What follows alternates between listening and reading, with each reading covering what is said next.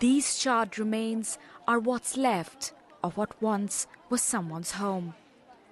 This village in northeast Nigeria is now the scene of the worst attack on civilians in the region this year. Gunmen attacked mourners gathered for a funeral on Saturday. During the burial, they attacked them at the graveyard. Immediately they killed 21. Later, when the remaining people heard about it, then they went up, they still killed them. The villagers have gathered again, this time to remember the staggering number of lives lost in just one day. Personally came here to condole them. I sincerely sympathize with the families, and may Almighty Allah in His infinite wisdom admit them to the Janatul Firdaus, and may His bear the fortitude of this irreparable loss. No one has claimed responsibility for the attack, but the armed group Boko Haram is suspected to be behind Saturday's carnage. Local government officials say armed villagers fought off a Boko Haram ambush 2 weeks ago. 11 fighters were killed. President Muhammad Buhari has ordered the Air Force and Army to hunt down the attackers. Borno state is the epicenter of the armed rebellion by Boko Haram. Tens of thousands of people have been killed. Millions have been displaced. After 10 years of violence, Boko Haram has been largely driven out of the areas they once held. But the attacks continue. This time, even funerals have not been spared. Gupta, Zira.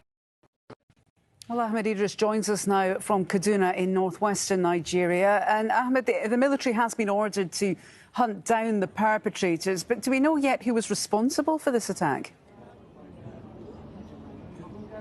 Well, basically, the attacks bear the hallmark of Boko Haram, the signature of Boko Haram.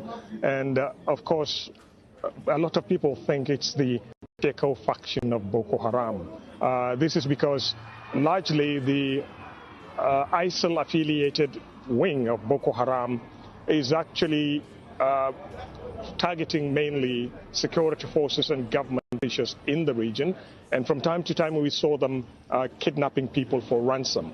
However, the Shekau faction does not discriminate among civilians, the military, government officials.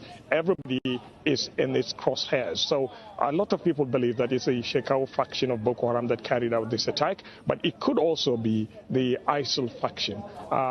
As we know, right now, there is no confirmation or there is no claim of responsibility from any of these factions yet. Now, Muhammadu Buhari, the Nigerian president, he was elected on a promise to improve security.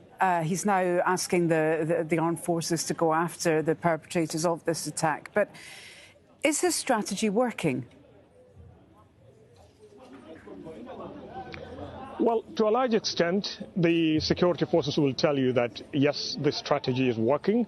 But for many Nigerians, it's a long-drawn war, 10 years now in the making, and there is no end in sight.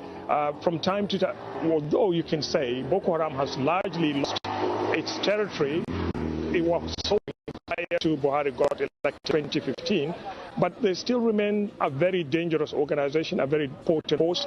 Like the incident we're just talking about on Saturday, they target vulnerable communities, people in their sleep, people gathering for marriages, people attending funerals and all that. So to a lot of people, defeating Boko Haram, despite that pronouncement by the Nigerian government, defeating Boko Haram means that there is no single attack. And that is not what they're seeing at the moment. And hopefully the security forces will step up the operations. Although we can say over the past 1 or 2 months, we've seen an upscale activity on the part of the Nigerian military along with other regional forces in dealing with Boko Haram. We saw them launch several attacks, especially around the Lake Chad region, where Boko Haram, affiliated to ISIL, largely been operating over the past few years.